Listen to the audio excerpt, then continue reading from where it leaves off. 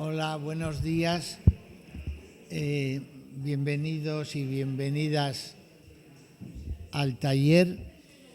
Como no está Pepe, no podemos hacerlo a través de Zoom, pero sí me han dicho cómo se puede grabar y pues mañana o pasado lo pondremos para la gente que no haya podido venir.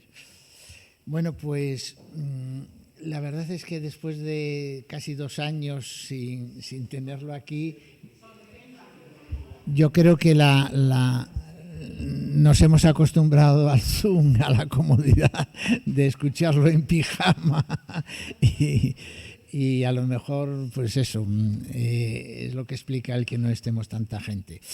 Bien, el libro que vamos a comentar es de un autor libanés. No habla tanto del Líbano como de Palestina.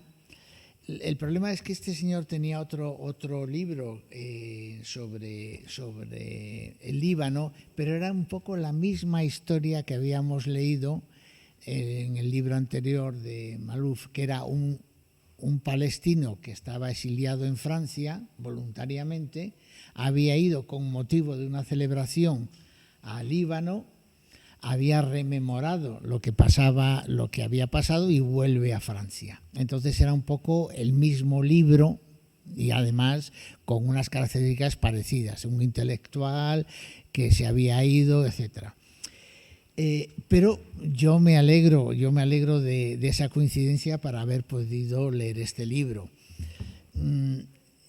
Alguien pues me dijo, pues José Manuel, no es para tanto, estamos encantados de haberlo leído, pero los primeros comentarios que yo recibí eran de personas que me decían, hoy nos cuesta mucho, es muy largo, es complicado, yo no sé qué hacer, yo no lo he leído, yo no puedo. Y por eso se me ocurrió plantearos esa posibilidad de hacer un comentario distinto, coger uno de los múltiples episodios y leerlo en común y explicándolo para que si alguien no lo ha leído entero o no lo ha empezado a leer y quiere, con lo que nosotros decimos, pues entrar con más seguridad, pues lo puede hacer. Después, sin embargo, los últimos comentarios que he recibido era de personas que lo habían leído entero, casi entero, y que, en fin, estaban encantados de haberlo leído, etcétera. La historia de este libro, la intencionalidad de este libro, la dice el propio autor en una entrevista que yo os mandé. Dice, la historia son el único refugio para los oprimidos. Se trata de dar voz a los que no la tienen. Mi tema no es Palestina, sino los palestinos. Me interesa su derecho a tener una vida decente. Contar cómo se les ha tratado en el mundo árabe ha sido una de mis luchas. Y después dice, para un palestino en Jordania o en Líbano o en Gaza, la historia no es un recuerdo, sino presente. Han pasado 61 años bajo las mismas condiciones. Hablamos mientras la catástrofe se prolonga. Pero también dice, no soy un portavoz de los palestinos, solo intento contar la catástrofe de una gente que pertenecía a una nación que ha desaparecido. Esa es la intencionalidad. Y no, pues bueno, esa es la intencionalidad del autor, ¿no? Y el problema es cómo contar eso.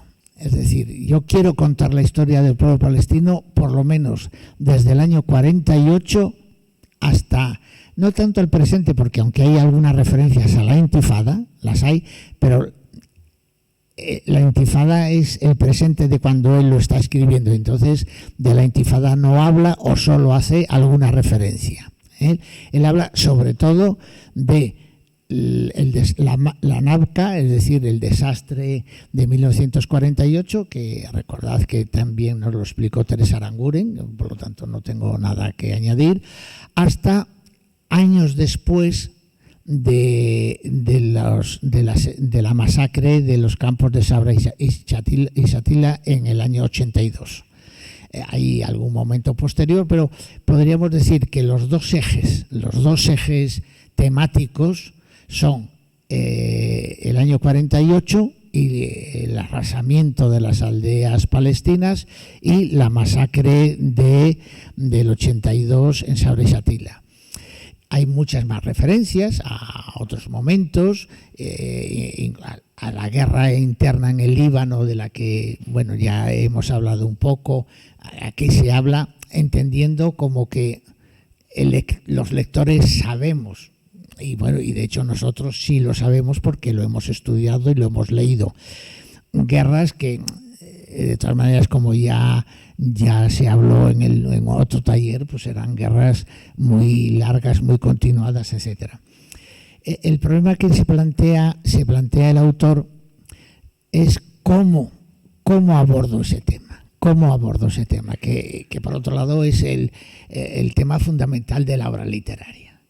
El fundamental de la obra literaria es, primero, ¿qué quiero decir? ¿Cómo lo quiero decir? En dos planos. Uno, en la estructura, ¿qué estructura tengo? Es decir, lo voy a contar en primera persona, lo voy a contar en tercera persona, lo voy a hacer con una intención irónica, histórica, social. Ese planteamiento, cómo organizo, yendo cronológicamente seguido, yendo delante a atrás, eso todo autor se lo plantea. ¿Cómo lo escribo? Primero, ¿qué voz uso? Eso es fundamental. Uso la primera o la tercera persona, o a veces la segunda persona, a veces la primera del plural. Y cómo ordeno eso cronológicamente. Y en tercer lugar, ¿qué tipo de lenguaje, de palabras, de construcciones son las que más pueden ayudar a que ese mensaje que yo quiero decir llegue al lector? O sea, porque en definitiva, imaginémonos, por poner un ejemplo burdo, alguien quiere hablar del dolor de la muerte y cuenta un chiste, pues en fin, el lector dice, pero esto qué tonto es este tío, qué panoli, yo esto no lo leo. O sea, tiene que buscar una manera de articularlo para que esa misma forma de articulación esté enriqueciendo y el lector entre en esa historia que él quiere contar. En este caso es bastante claro.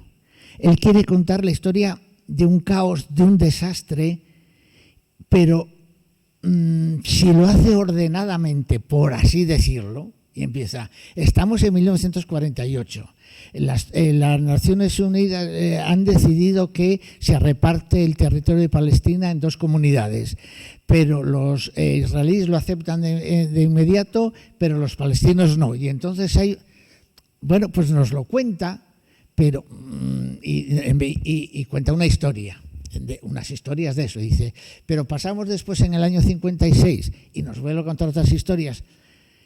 Esa manera de contarlo no es capaz de reflejar el caos y las contradicciones en las que todo eso se estaba produciendo. Entonces, no es artificioso ni ganas de complicar la vida al lector el que el autor use estas técnicas, porque estas técnicas son las que la propia técnica es la que está reflejando el caos, la confusión, las contradicciones. En el caso además de este libro, él lo dice también en otra entrevista, dice, le pregunta, en sus libros escribe desde múltiples perspectivas, dando numerosas versiones de un mismo hecho. Y dice, la gran lección, eso os lo mandé a vosotros, lo hayáis leído o no, la gran lección de las 1001 noches es que la realidad no es una, sino que se manifiesta de muchas maneras, cada una de las cuales es una versión que a su vez está abierta a nuevas versiones. Cuando tratamos de atrapar la realidad o lo que pensamos que es la realidad, tenemos que contar con la existencia de una multiplicidad de versiones que tratan de dar cuenta de los hechos. Como escritor no trato de llegar al nivel mismo de los hechos, sino que doy cuenta de las distintas maneras de ver una misma cosa. Escribir acerca de algo ya es una manera de verlo y siempre hay muchas maneras distintas de ver lo mismo. Recordad, por ejemplo, eso se ha llevado mucho en el cine. La película aquella famosa Rashomon, de Kurosawa, es el ejemplo máximo de cómo distintos personajes están contando la misma situación. Pero si recordáis ese libro que leímos hace 20 o 30 años y que tanto nos influyó, que era El Cuarteto de Alejandría, ¿qué era El Cuarteto de Alejandría? Sino 4 historias, la misma historia contada por personajes diferentes. ¿Y cuál es la verdad? ¿Y cuál es la verdad de eso? De esas historias. Bueno, pues él lo que quiere es una multiplicidad de voces. Eso mismo hace que a veces digo, esto ya lo ha dicho, pero no lo ha dicho el mismo narrador. No lo ha dicho el mismo narrador. Cada narrador ofrece una versión parcialmente distinta. Y después, lo último. También es para usar otro texto de él. Cuando nosotros leemos, algunos de nosotros, 60 novelas todos los años sobre la guerra civil y que lo plasmamos en esos libros, a veces cuando alguien me entrega la ficha de vosotras me dice, José Manuel, pero es que siempre es lo mismo, es que es igual, es decir, una cosa es que tú quieras manifestar unos sentimientos, una historia, pero la intensidad de los sentimientos no se corresponde en absoluto con el valor literario. Digamos, voy a poner un ejemplo. A Miguel Hernández, estando en Madrid, se entera que ha muerto Ramón Sige, en Orihuela. Ramón Sige había sido no solo su amigo, sino había sido su mentor literario. Era un hombre mucho más culto que Miguel Hernández y le enseña a escribir. Luego Miguel Hernández se va a Madrid y empieza a volar. Y en las cartas se ve el progresivo distanciamiento porque Ramón Sige de repente se ha dado cuenta que ese muchacho ya no solo no le consulta, sino que además está navegando por otros sitios a los que Ramón Sige no llega. Y se distancian. Y cuando a él le llega a Miguel Hernández la noticia de la muerte de Ramón Sige, no estaban enfadados, pero estaban muy distanciados. Estaban distanciados. Y en el camino dice, pero yo tengo que decir algo de este hombre a quien tanto quería, ese hombre con el que tan importante fue para mí. Y escribe esa elegía que todos lo leemos y nos emocionamos y decimos, pero ¿cómo se querían? ¿Cómo se querían? Es falso. Ya no se querían. Pero sin embargo, ha sido capaz de transmitirnos a todos nosotros esa profunda amistad. A mí, hace 5 años se murió mi hijo. Si yo hubiera sido poeta y hubiera dicho, mi corazón está lleno de dolor porque se ha muerto mi amor, pues yo lo sentiré mucho, pero ninguno de vosotros que leyera eso se inmutaría. No le dice nada. Es decir, una cosa es el sentimiento y otra cosa es la expresión literaria. Entonces, en general, con los libros que leemos de memoria histórica, novelas, nos pasa eso, que son libros muy bien intencionados, que nos quieren mostrar la desgracia de tanta gente, pero nos lo escribe de tal manera que no nos comunica nada nuevo, porque eso lo sabemos. O sea, nosotros esa historia la sabemos, lo que necesitamos es que alguien nos lo cuente de una manera tan original que nos llegue a emocionar. Y él lo dice, la literatura, porque el último, es que mucha gente dice, no, es que hay que escribir la verdad, hay que decir la verdad, hay que hablar con el corazón. No, hay que hablar con la inteligencia. El corazón ya lo tenemos, pero solo sirve el que pasa del corazón a la inteligencia. Dice, la literatura no versa sobre la realidad, sino sobre el lenguaje. Todas las palabras son metáforas.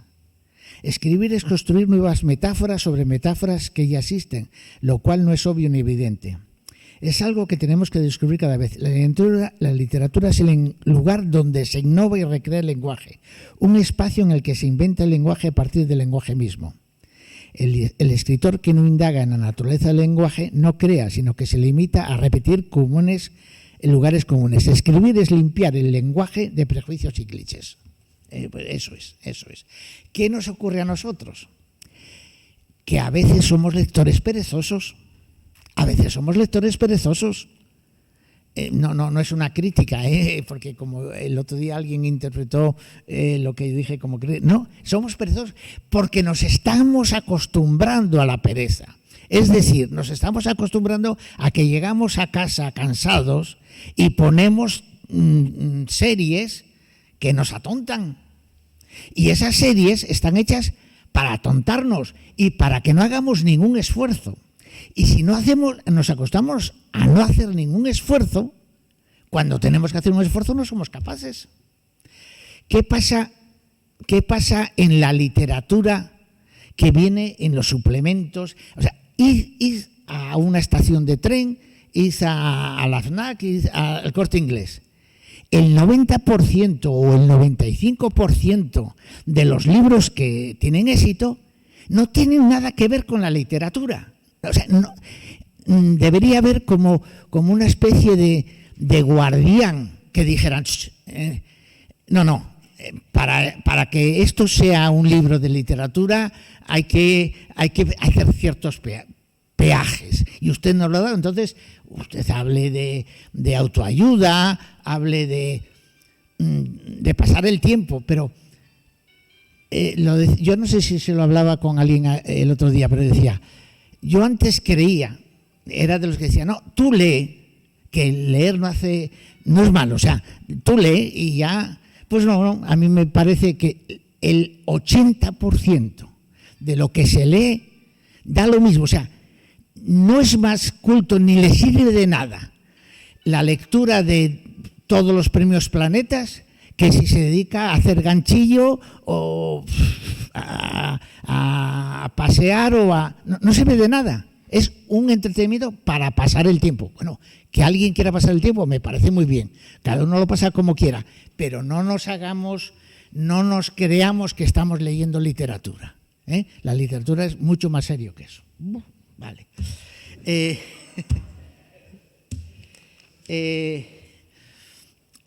Se hablaba todos los que hacen. Por otro lado, lo de las reseñas me da una rabia. Yo habré leído como 10 reseñas de este libro. Todas dicen lo mismo, que es nada. O sea, que es nada. O sea, yo digo, pero bueno, un libro que teóricamente es muy importante.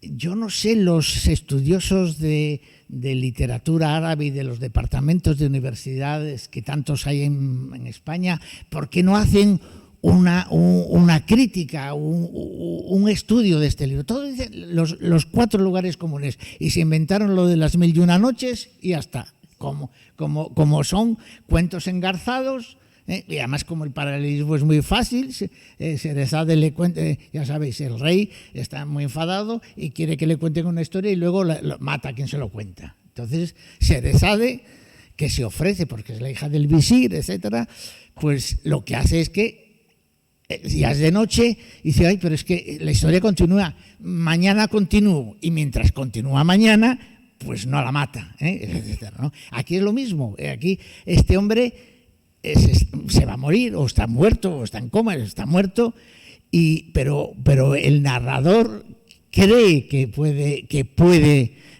revivirlo. ¿Y cómo le puede revivir? Contándole historias. El día que ya no le cuente ninguna historia, se va a morir. Y sin embargo, yo hubo un momento en que me acordé de García Márquez.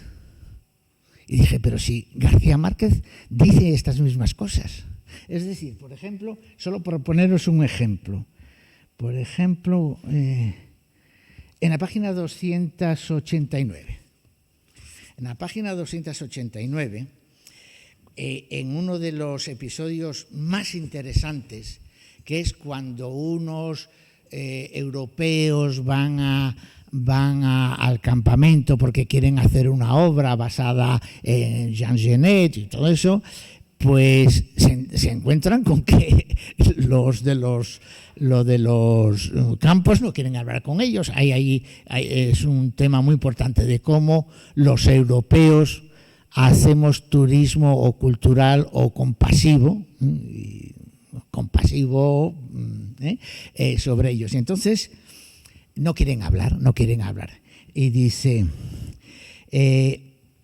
la cuarta y última mujer fue amable con nosotros en extremo, pero tampoco quiso decir nada de la masacre. Si están contando que cuenten cómo fue la masacre de Sabra y Shatila. Que les cuente mi historia. Doctor, no tengo ganas de hablar de mis hijos. Pasen y hablemos de cualquier otra cosa, pero de mis hijos no, les dice ella a los que vienen. La mujer se me acercó y siguió hablándome al oído. Esto que le voy a decir ahora no se lo vaya a contar a ellos. Es un secreto. ¿Sabrá guardar un secreto? Cada vez que hablo de mis hijos o entran en una conversación, me visitan al llegar la noche. Oigo sus voces como si fuera el viento que estuviera hablando. No sé lo que dicen, pero reconozco sus voces. Sé que son ellos y sé que no les gusta que hable de ellos. Creo que cada vez que hablo les hago recordar lo que sufrieron. Los ojos pueden recordar y los recuerdos hieren, doctor, como la hoja de un cuchillo. No me digáis que el realismo mágico y hay de estos ejemplos hay cantidad. La propia es que en la primera página cuando muere Ugasan sabe que va a morir y llama a una mujer y le dice, cuando muera hazme esto y esto y esto y esto. Y se muere, y no estaba para morirse, por así decirlo, ¿no? Yo creo que esa conjunción es de los aciertos mayores del libro. Bueno, yo no sé si, y eso me lo decís ahora, si merece la pena que leamos esas páginas, que las comentemos esas 20 páginas que os dije, o si abrimos el coloquio. No sé qué pensáis. O si recordad que os dije, mirad, leed este episodio, no porque sea el más significativo, sino que era un episodio relativamente corto y mostraba un poco toda la manera de escribirse y todos los rasgos, tanto, lo interesante es tanto desde el vista formal de las voces, etcétera, como del contenido. Lo comentamos un poco por encima, ¿os parece? Bueno, entonces estamos entre la página 205 y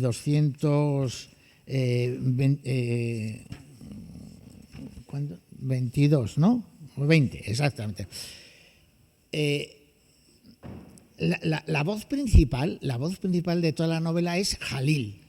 Jalil es un enfermero o médico, no sabemos ni lo sabe, en un hospital que es eso, un hospital, por llamarlo de alguna manera. Dice él, hay muchas maneras, en muchos momentos de escribir. Está cuidando a un antiguo amigo suyo, que es un poco como su padre espiritual, y le habla y le pregunta, y a través de esa, que no es una conversación, es un monólogo, porque el otro no le contesta, pero le va contando la historia de Palestina y de los palestinos desde el año 48.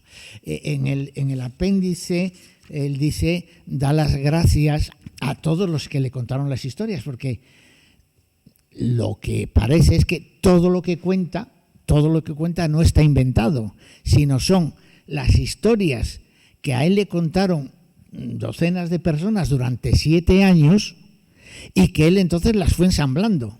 Es decir, que él tenía, por así decirlo, yo me lo imagino, él iba a un sitio como él no era un turista, porque tenemos que saber que eso es muy importante, él no era un turista. Él había visitado los campos en Jordania y luchó en Al-Fatah. No lo digo ni para bien o mal, es decir, fue un combatiente. O sea, fue un combatiente que arriesgó su vida, que luchó en el Líbano, que se quedó parcialmente ciego y por lo tanto era uno de ellos, aunque después, bueno, sea un profesor, etcétera. Entonces, ellos sí a él le podían contar. Entonces, yo me imagino que él iba y después por la noche llegaba a casa y es posible que muchas veces grabara y contaba esas historias. Y las fue, por así decirlo, historia de fulanita, historia de menganito, historia de sutanito. Y luego era, con lo que venías a hablar, pero que, por así decirlo, él tenía todas las historias una detrás de otra. Y el acierto como autor literario era cómo juntó todo eso, o sea, de qué manera contaba todas esas historias. Entonces, él está preguntando, ¿destruyeron las aldeas para vengarse de lo de Jaber Yedin?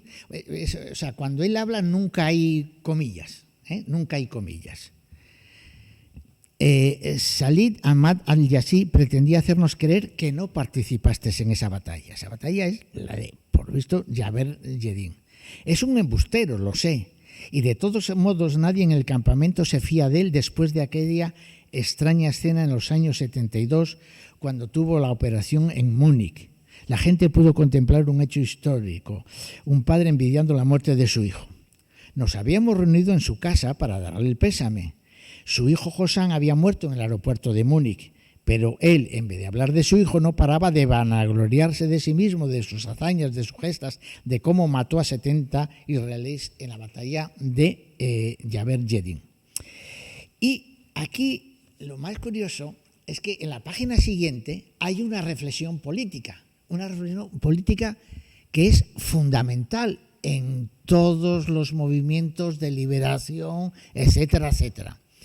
No te la cierra del todo, pero evidentemente te está dando la visión del terrorismo en el año 90, que no era el mismo que en el año 60. No sé si era ayer o también cuando con alguien hablábamos de... Hay una novela colombiana de Juan Andrés Vázquez que es sobre la historia de la familia Cabrera. La novela es excepcional. ¿Alguien recuerda el título? Bueno, Juan Gabriel Vázquez, una novela excepcional. Está escrita en el 2020, no solo en el 2020, sino desde la perspectiva del 2020. Y entonces cuenta cómo el padre del director de cine, ¿recordáis? El de La estrategia del caracol o Golpe de estadio, etcétera. El padre y el tío de Cabrera eran españoles. Volverle vista atrás, gracias. Si alguien no lo ha leído, ya sabe este verano lo que tiene que hacer para pasarlo bien y además aprender algo. Porque es que además, yo siempre digo, es como si a ti te dan 100 euros y te dice, mira, 100 euros para que te los gastes en la bebida que tú quieras. Y entonces vas y pides una Coca-Cola. Chico, aprovecha eso y tómate un buen botella de vino que vale 100 euros o tómate una botella de champán. No sé si me explico. ¿Por qué si te puedes tomar una botella de champán te vas a contener una Coca-Cola? Entonces, coño, si lees un libro, lee un libro que te merezca la pena. Bueno, pues en ese libro se hace una crítica feroz de la estancia, porque el padre ese que se va a Colombia, emigrado, ahí se casa con una mujer de una familia muy rica y es un maoísta tremendo, es un maoísta convencido y se va a China a vivir la revolución y a sus 2 hijos. Y sus 2 hijos viven en China y hacen las loas a Mao que eran de rigor. Pero además se convierten en 2, además luchan porque no les quieren meter en las jóvenes guardias esas y ellos luchan porque ellos son argentinos o colombianos y entonces tú eres un extranjero. No, ellos se convierten en los más acérrimos defensores del libro de Mao. Y luego van a la guerrilla. Cuando vuelven, van a la guerrilla. Bueno, pues hoy, con los ojos de hoy, a veces yo creo que es injusto. Es decir, hoy es muy fácil criticar el maoísmo y la guerrilla de los 60 o de los 70. Hoy. Pero a lo mejor entonces no. Bueno, pues aquí hay una reflexión de este tipo, pero fijaos qué matizada es. Tienes que acordarte del secuestro de los jugadores olímpicos israelíes en Múnich. ¿Recordáis? Hay una película de Spielberg, judía y americana, que llevó a cabo la organización Septiembre Negro. Sé lo que opinas sobre este tipo de acciones y también sé que fuiste de los pocos que se atrevió a mostrar una postura claramente contraria al secuestro de aviones, a las operaciones en el exterior y al asesinato de civiles. La gente decía que era porque temías por la vida de tu esposa y de tus hijos que vivían en Galileo, pero tú lo negabas. Tengo que decirte que tenías razón. Ahora he pasado hasta estar totalmente de acuerdo contigo. Estoy convencido de ello, a pesar de que en aquel entonces dijera lo que todos decían, que tenía miedo. No digo yo que tengas razón. Lo que quiero decir que en medio al principio de contar una historia, te mete una reflexión política fundamental si tú quieres entender lo que son los movimientos de liberación y el uso o no uso de la violencia, etcétera. No para que nos diga la verdad, sino para que nosotros, a partir de ahí, reflexionemos sobre eso. Y sigue.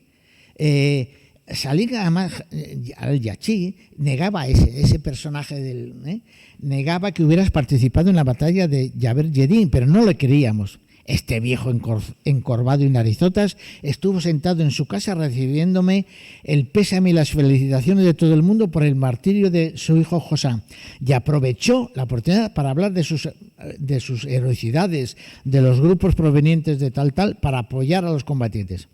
Cuando uno de los presentes le preguntó por ti, alzó la mano y dijo que no, que a ti no te recordaba. Hinchó el pecho y contó lo de la emboscada. Y ahora, entre comillas, es lo que está diciendo el Salih Ahmed. La gente de Al-Qari nunca olvidará el sabor de la victoria que disfrutaron en Jaber Jedin. Si hubiéramos batallado en toda Palestina como batallamos en Al-Kabiri, no hubiéramos perdido el país. Ahora estamos luchando, dijo un joven compañero del mártir José.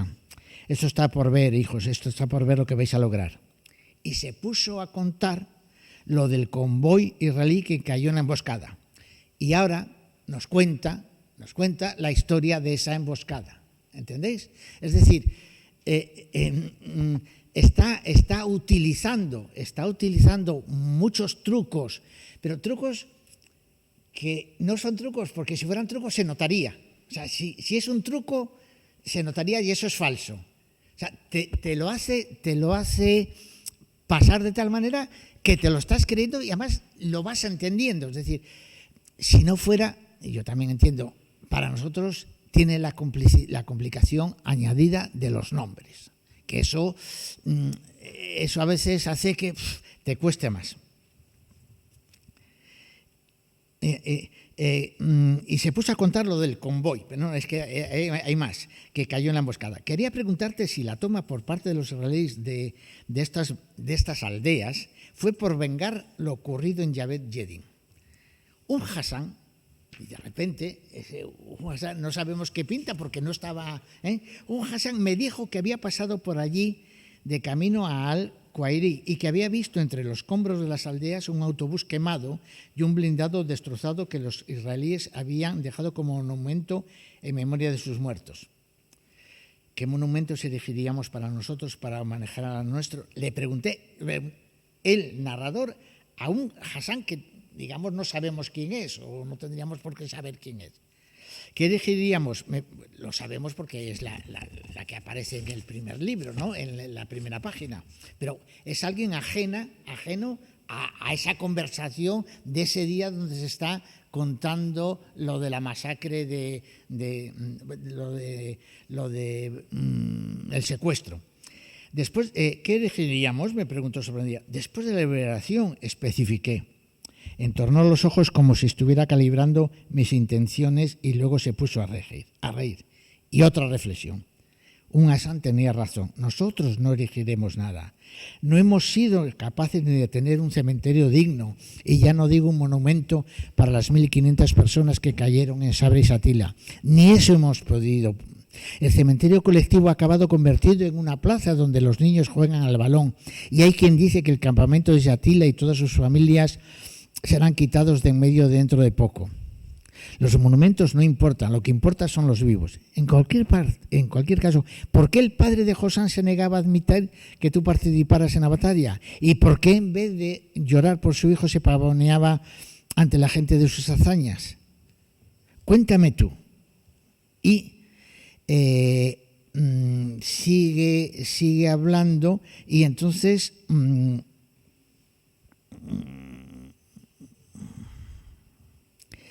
nos cuenta la historia humorística de lo que le pasó a ese hombre cuando iba a tirar una bomba y la bueno,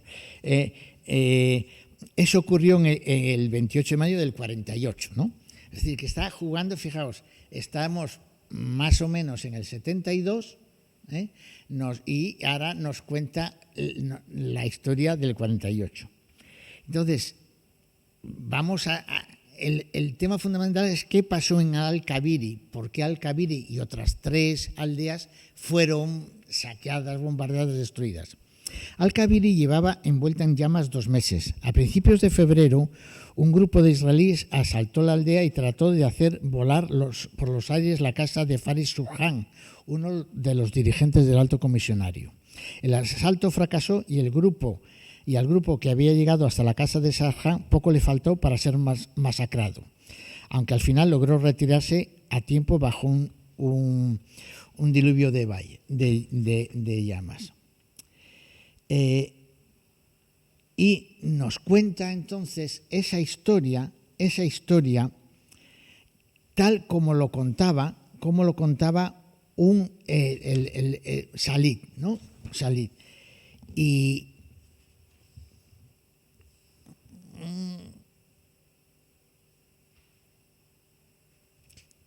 de cómo destruyen toda la aldea, etcétera, cómo llegan los ingleses, cómo hacen la paz y cómo, por qué se retiran unos y no se retiran otros. Pero aquí empieza otra cosa.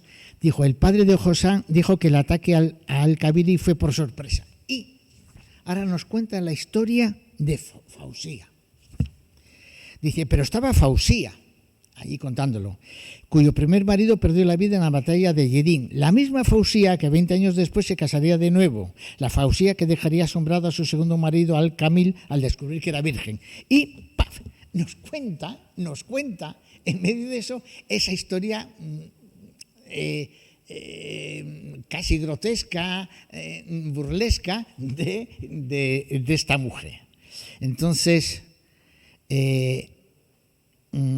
Fusía, y ya lo deja, y dice, Fusía estaba sentado en un rincón. Las escenas de Al-Kabiri volvían a representarse ante los ojos de todos.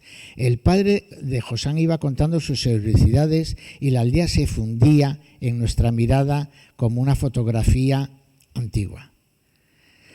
Dejemos a los muertos en la aldea. Qué vergüenza y qué deshonra, dijo un anciano antes de irse.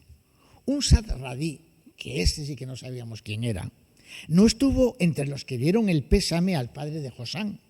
Por eso no pudo contar su historia. Anna Muhammad Musa, un Sad Raid, había muerto un mes antes del martirio de Josán en Múnich. Si hubiera podido estar presente, os hubiera contado a todos lo que vio y se habría cortado de raíz aquel torrente de nostalgia que nos estaba ahogando. Si un Sad Radí hubiera estado allí, habría dicho esto. Y plaf, nos cuenta en 4 páginas, hasta el final de la 214, la historia de esa masacre, si un Sad Radí hubiera estado allí. Y termina, un Sarradi había muerto antes de que todas las familias de la aldea del distrito de Acre se congregaran en casa del padre de Josán para felicitarle por el martirio de su hijo. Si un Sanradí hubiera estado, habría podido contar su historia a todo el mundo y habría obligado al padre de Josán a callar y a no tratar de embaucarnos aún más fantaseando y orgulloséndose de su imagen. Y ahora nos va a contar quién era ese Unsad y cómo le conoció el narrador. Y entonces ya nos está contando otra historia, pero dice, un Sanradí no pudo contar todo esto porque había muerto. Bueno, no sigo. Hay unas referencias al final de un tema que es recurrente en la novela, que es si los palestinos lucharon o no lucharon en el 48. Bueno, o sea, lo que quiero decir es que todo el libro está contado así. Nos quiere contar hay dos sucesos. Uno, que es el más largo y que está contado en muchos momentos distintos, que es la destrucción de las aldeas palestinas, eso y se nos cuenta muchas veces, y sobre todo en la segunda parte se nos cuenta bastante la masacre de Sabra y Shatila. E incluso se nos cuenta a través de uno de los que perpetraron la matanza. Ya sabéis que la matanza la hacen los libaneses, los del ejército que era de extrema derecha, los israelíes que tenían la obligación de proteger ese campamento no solo no lo impiden, sino que además les ponen las luces, etcétera, para que entren. Y hay solo en la página 318, y es lo último que os leo, cuando ese periodista libanés, George Baroudi, cuenta lo que el capitán había contado de cómo entraron, o sea, el capitán de las milicias, un tal Joseph, y dice está contando uno de los asaltantes. Nos llevaron al aeropuerto directamente. Yo estaba al mando de un grupo de 20 jóvenes. Estábamos aturdidos todavía por la muerte de nuestro líder Bashir. Abu Masal me pasó una gran cantidad de coca y me dijo que la distribuyera entre los muchachos. La esnifamos como si fueran cacahuetes de aperitivo. Luego bajamos al campamento y allí empezó todo. Las bombas iluminaron el campo. No hicimos prisioneros, tampoco tuvimos que luchar. Dábamos una patada a una puerta y entrábamos. Disparábamos una ráfaga, acuchillábamos si hacía falta, los matábamos a todos. Fue una fiesta, como si estuviéramos de acampada, bailando alrededor de una fogata, aunque allí la luz procedía de arriba, de las bombas incandescentes que lanzaban los israelíes, mientras nosotros seguíamos con nuestra fiesta debajo. Y cuenta una historia, dice, cuando el capitán Joseph, eso lo cuenta el narrador, el capitán Joseph se cruzó y dijo que había sido una fiesta. El capitán Joseph se cruzó con 3 chiquillos y pidió a un compañero que le ayudara a atraparlos. Cuando los hubo cogido, le pidió que los sujetara fuerte uno contra otro en una mesa. Y lo que quería juntarlos a ver si su pistola era capaz de atravesarlos a los 3 y solo atraviesa 2. Es decir, no se ahorra en estos episodios, no ahorra nada de la violencia extrema con que los judíos, pero bueno, lo que pasa ahora, o sea, tiran una piedra, los judíos rompen un autobús y los otros tiran un misiles y destruyen 6 casas y no pasa nada y matan a todos los que hay. O sea, por cierto, que Concha me mandó esta mañana, yo no sé si os lo he mandado, en este mismo mes, hace 2 o 3 días, el Parlamento Europeo ha hecho una declaración intentando decir que, hombre, que los judíos, con todo lo que han hecho, con todo lo buenos que son, con lo malos que les pasó, etcétera, hombre, no deberían, están haciendo algo que no está bien, que, hombre, que ese no está bien. No está bien lo que hacen, porque además siendo un pueblo fin, que fue tan perseguido, pero sobre todo ahora que tienen una tecnología, que es que son capaces de todo. Hombre, dice, eso lo ha dicho la semana pasada. Entonces, un conglomerado de asociaciones pro-palestinas europeas le han hecho un tremendo. Está en francés, yo me lo mandó Concha, yo luego os lo paso. Y la última cosa, cuando habla de que los palestinos son los judíos de los judíos, ese es un tema muy bonito, y como, bueno, muy bonito, muy bien expresado, y hay un momento en que incluso compara, y yo creo literariamente con mucho acierto, cómo los confunde casi los trenes que llevaban al exterminio con las subidas de ellos al exterminio. Es decir, cómo los judíos estaban haciendo, pero lo hace con imágenes literarias muy valientes, ¿no? Por eso dice, nosotros somos los judíos de los judíos. Me parece que lo dice en la página 333. Dice en la página 333, sí. Veo la silueta de un Hassan entre docenas de miles de erráticas figuras que vagan por los campos. La veo y oigo el silbato de un tren. Ya sé que en Galilea no había trenes. Eso sería más adelante, en el Líbano y en Siria, cuando los refugiados fueron agrupados y luego desperdigados por los suburbios de las ciudades que acabarían convertidos en campamentos.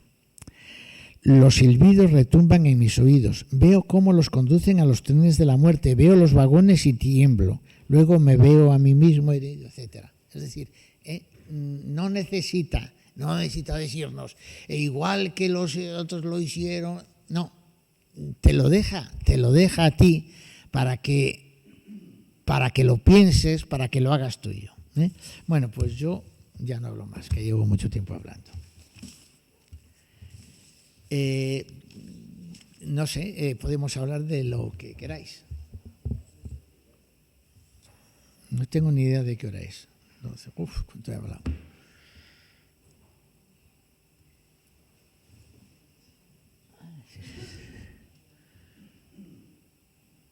Sí, sí.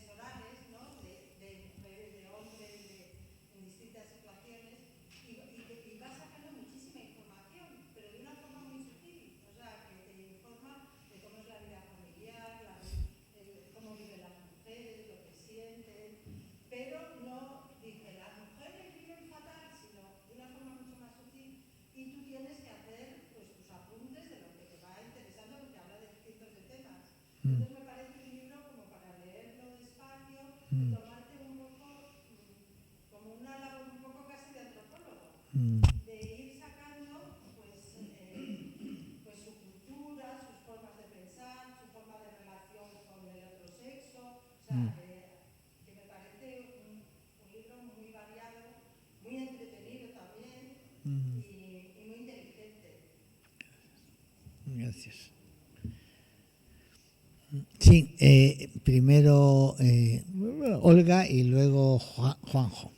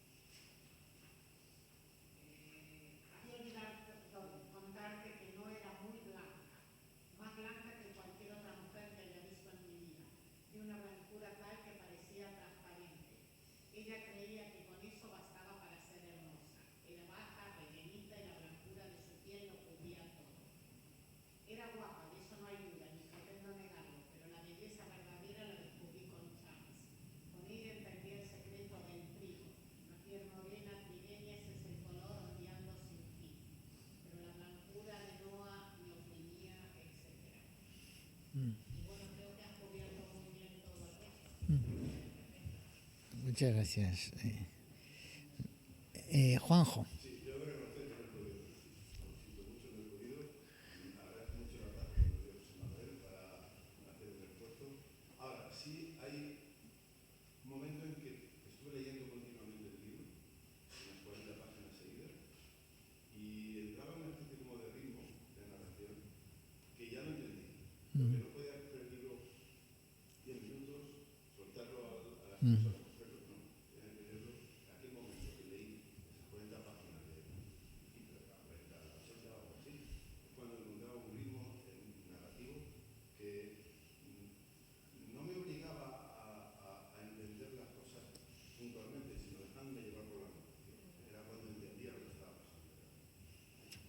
Pues, sí, pues fíjate, yo creo que si el autor te hubiera escuchado, se sentiría feliz, porque yo creo que eso es, o sea, porque la ventaja de este libro es cierto que no se puede leer a trozos, es decir, porque este libro hay que leerlo intensamente y a lo mejor es una...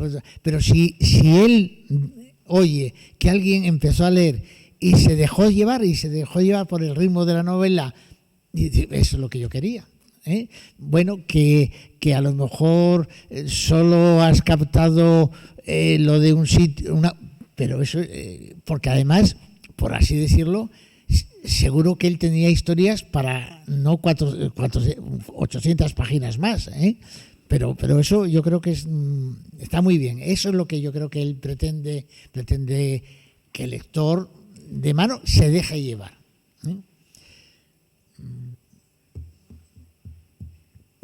Sí, Alberto.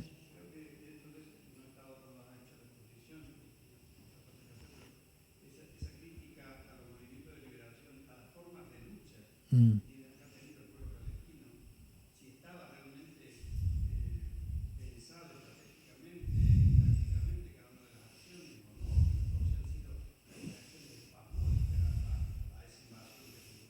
Mm.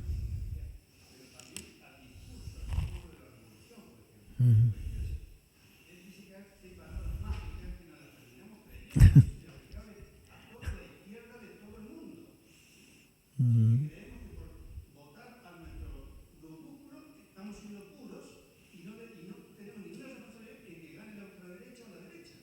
Mm.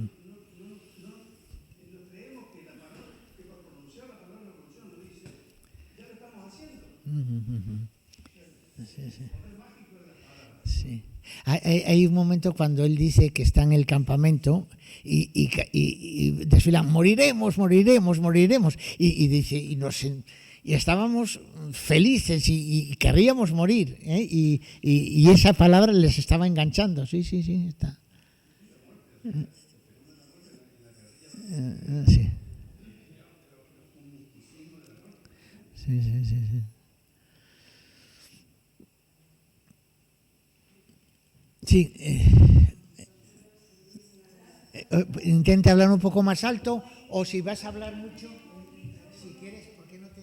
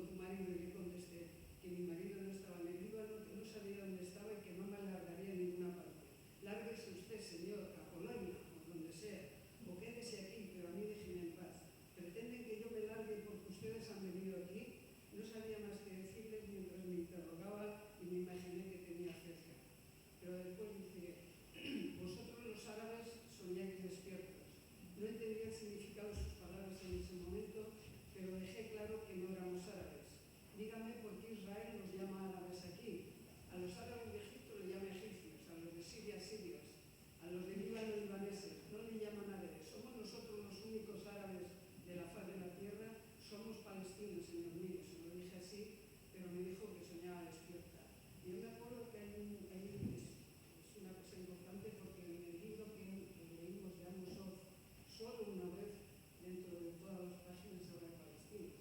Generalmente siempre habla de los árabes.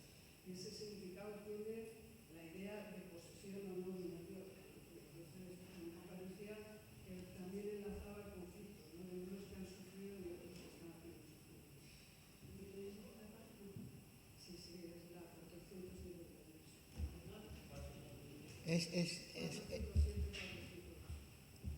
Es cuando están interrogando a Naila. Sí, es la conversación que le está contando a Jonás, que es también muy interesante porque no sabes lo que es vivir, pero te preocupaba, no estás en el Líbano, no estás aquí.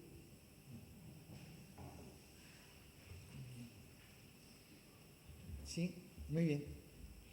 Hay otra cosa, a mí me ha parecido, es un tema que se toca muy tangencialmente, y es el tema de la unión que había entre palestinos, judíos y cristianos, que todos vivían dentro de la misma comunidad, y sin embargo, al final cuentan las 9 mujeres, que es como muy así, las 9 mujeres judías que mueren porque estaban casadas con palestinos y mueren en Chatila, y sin embargo es algo, pues la abuela que lleva la imagen de la Virgen María, o toda esa implicación de lo que realmente ha sido algo que no se ha vivido dentro de ya 19 siglos, se están unidos y de repente llegan Naciones Unidas, los separa y aquí empieza toda la guerra y no tiene sentido.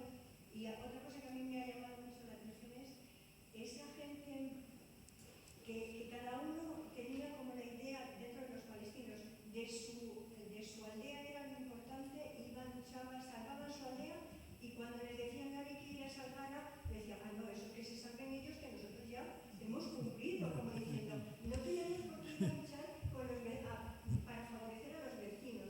Era como el no conocimiento de que realmente ellos eran una nación porque no se sentían como nación independiente, o por lo menos es la lectura que yo he hecho, ¿no? Que no lo he sentido así.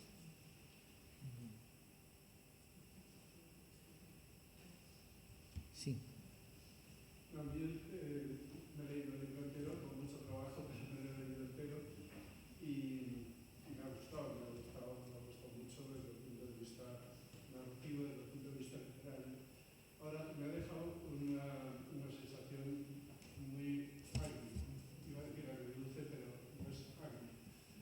Agria porque vamos a ver, es que no se ve solución. O sea,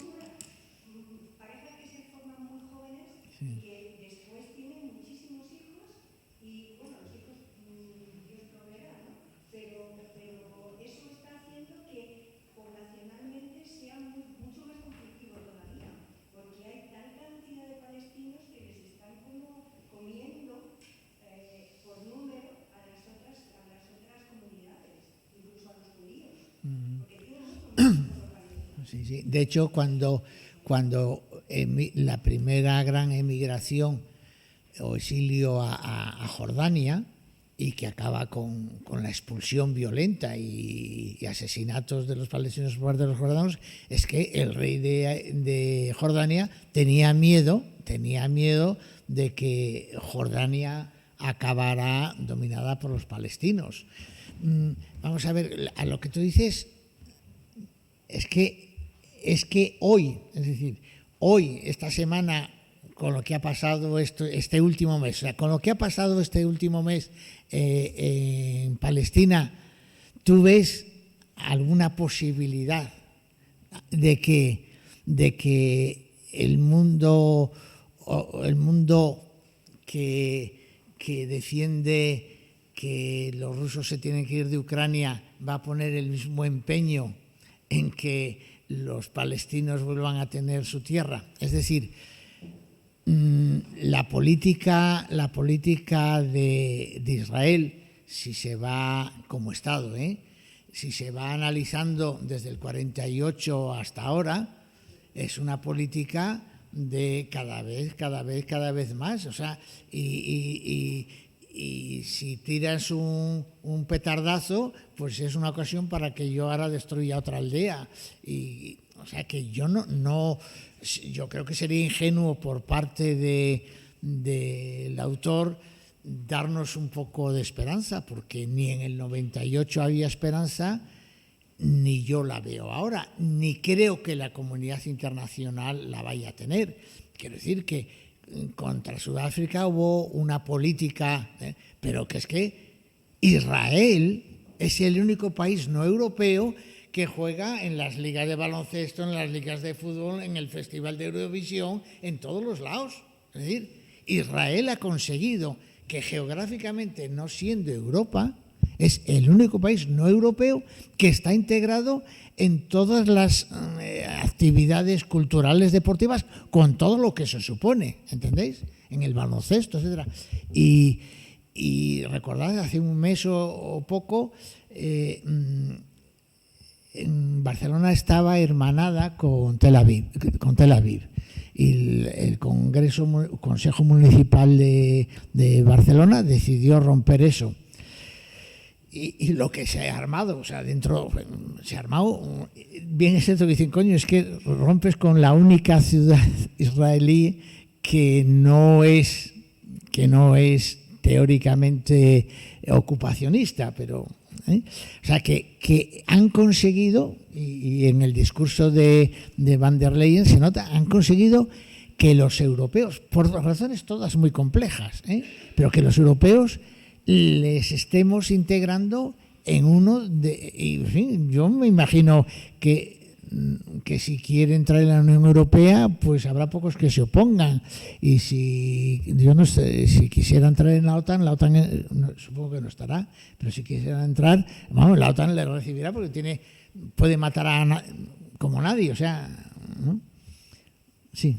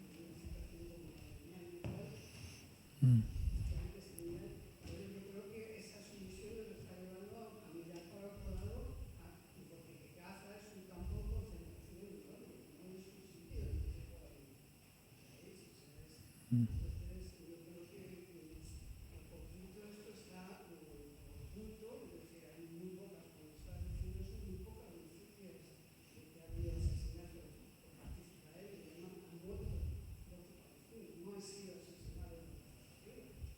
Por eso te digo, desde el lenguaje, desde el tal, es una cosa que nos tiene ahí, sabemos algunos que está mal, pero hay resoluciones que no se respetan y que a eso no se considera una invasión. Entonces, evidentemente, no hay salida mientras que la política internacional diga que Israel puede hacer lo que quiera.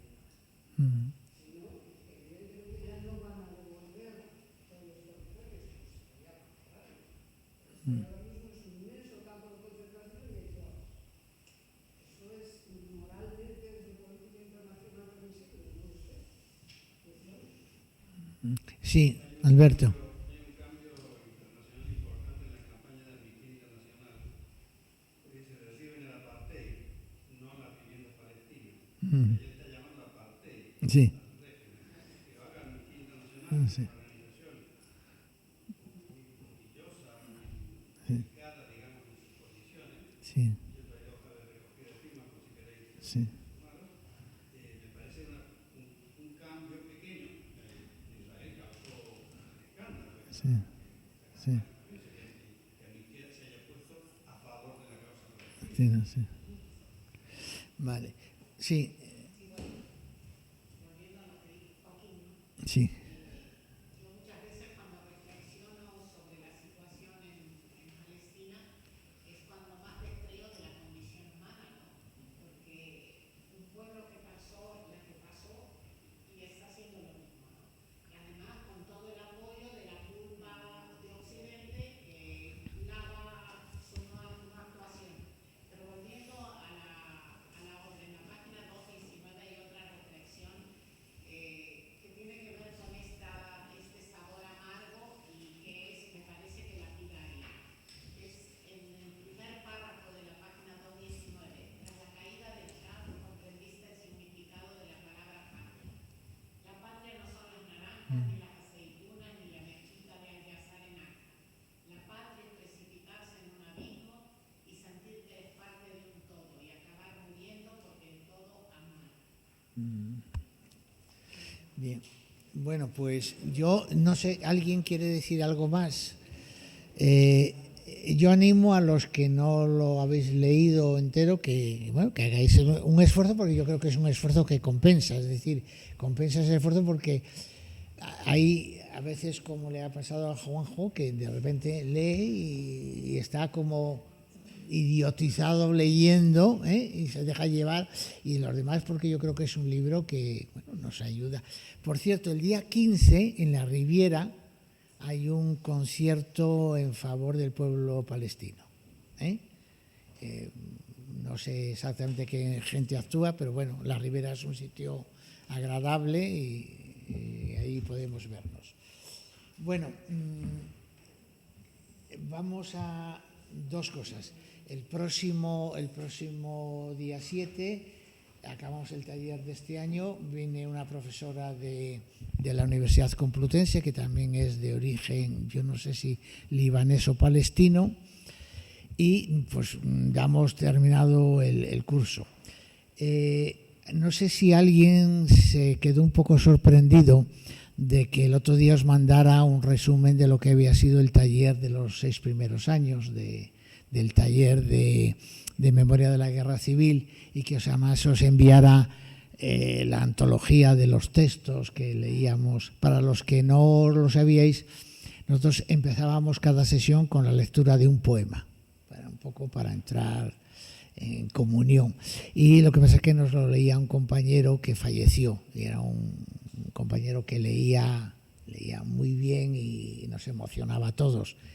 Si el poema no lo valía, Julián leyéndolo lo valía. Y bueno, pues cuando murió Julián, pues vimos que, en fin, que no se podía seguir leyendo, ¿vale? ¿A qué viene todo esto? Y bueno, y además después daba la encuesta, el resultado de la encuesta que habíamos hecho sobre la valoración de los libros. Una encuesta que no deja de ser sorprendente, No deja de ser sorprendente porque el segundo libro menos valorado de 50 era nada menos que Por quién doblan las campanas. Y además fue el anteúltimo porque el último era un libro realmente flojito, que era el de Ángeles Caso, Una mujer estupenda, y un libro... Ese es el caso, el típico libro de buenas intenciones, o sea, un libro de buenas intenciones que incluso estaba bien escrito, o sea, no estaba mal escrito, bueno, un libro correcto, y bueno, pues nos parece. No sé qué hubiéramos, porque claro, no hubiéramos querido... Bueno, yo personalmente no coincido del todo con esa clasificación. No he querido poner los puntos porque me parecía que era, si ponías los puntos era como si fuera una competición deportiva, entonces lo hice de tal manera para que se vieran los más, los menos, más o menos la puntuación igualada. Sí que creo que globalmente es defendible esa lista, ¿eh? Dependió mucho de quién presentaba los libros. Casi siempre si venía el autor, eso se elevaba. Es decir, yo supongo que el de Cervera, el de Alfonso Cervera, ganó, y el de Isaac Rosa ganaron. El de Sergio del Molino, pues no ganó mucho porque Sergio del Molino tampoco, entonces no era, a lo mejor ahora es ya más brillante, pero entonces no lo era tanto.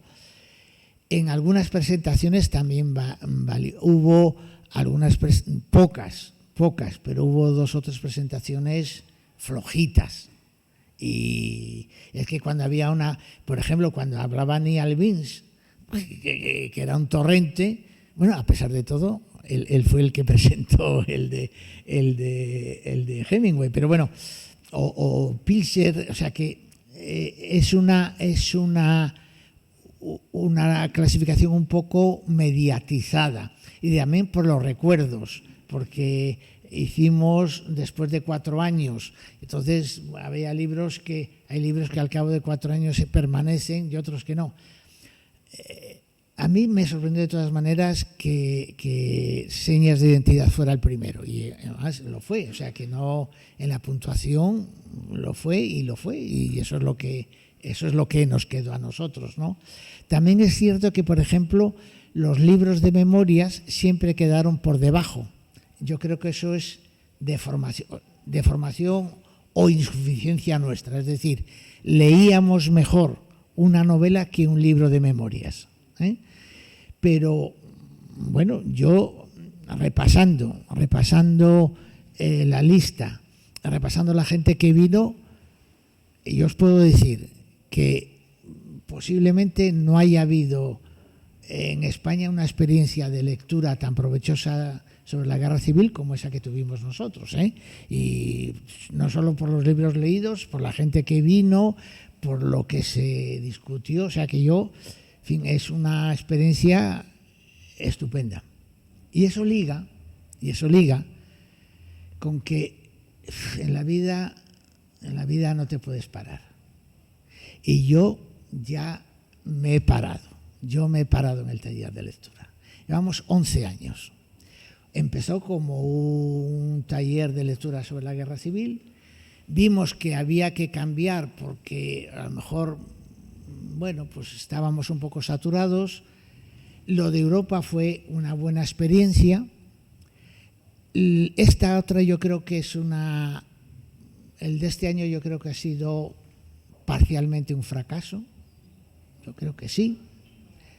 Bueno, sí, yo creo que sí. Quiero decir que el que estemos aquí 20 y no 50, el que casi nadie responde a nada, pues es decir, son datos objetivos. Yo se lo he comunicado a la gente de Amesde, dejo el taller porque estoy muy cansado. Supongo que a todos nos ocurre. De repente, algo que tú has estado haciendo siempre bien, ¿no? Llega un momento en que te cuesta hacerlo. En la vida, o sea, de repente tú estabas tan feliz en esto y en esto, y de repente te cuentas, oye, que tengo que hacer esto, y lo vas aplazando y lo vas aplazando y lo haces, pero a la vez, entonces yo me he dado cuenta que ya no doy para más. O sea, el taller ya ha tenido el recorrido que había tenido.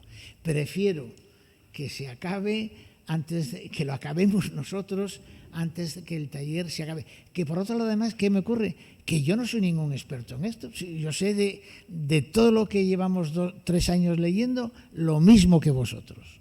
Y claro, al estar aquí, pues me obliga a un trabajo exhaustivo que antes no me costaba y que ahora me costaba. Y bueno, por supuesto, no, si alguien quiere se sienta aquí, pero por las veces o las personas a las que yo me he dirigido, pues no creo que... Y podríamos decir, bueno, ya... No, o sea, el taller se ha acabado. El taller se ha acabado y el próximo día, hombre, estaría bien que nos comiéramos muchos juntos para decirnos algo, pero el taller se ha acabado porque yo creo que se tenía que acabar. Yo creo que se tenía que acabar, que ha dado lo que... No quiere decir que como existe el Zoom, si en noviembre hay una novela que realmente merezca la pena comentarla, se hace una sesión por Zoom. Es decir, si finalmente el libro de Martínez de Pisón que estoy leyendo no me cabrea demasiado, pues a lo mejor os digo en noviembre, oye, por Zoom, comentamos el libro de Pisón.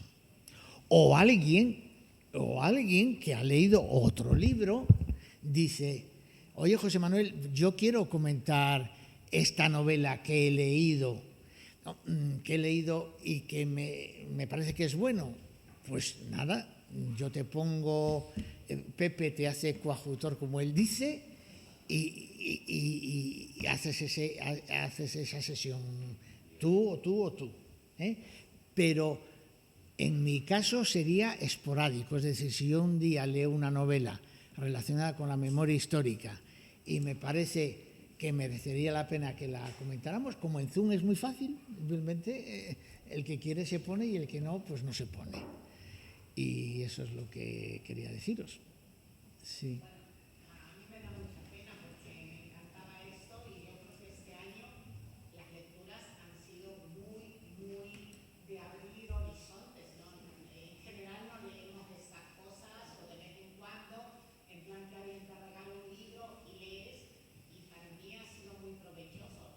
Yo no, vamos, lejos de no impresionarte, pero porque entiendo que la pandemia para muchos grupos ha pasado arrolladoramente, ¿no? Y me ha pasado en 2 o 3 grupos a los que pertenezco, y que tienes que luchar para volver a caminar en grupo, o ya no quieres ir al teatro con 130 personas como ibas, y cosas así nos han pasado a todos. Pero sí me alegra que dejen la apertura de el Zoom o encontrarse, o a lo mejor se podría pensar en un grupo de gente y alternar quien coordine todos los meses, no una persona que como tú, que es mucho trabajo, ¿no? Pero sí gente que se ofrezca a coordinar un mes y rotando. Eso podría ser una opción. Muy bien, sí.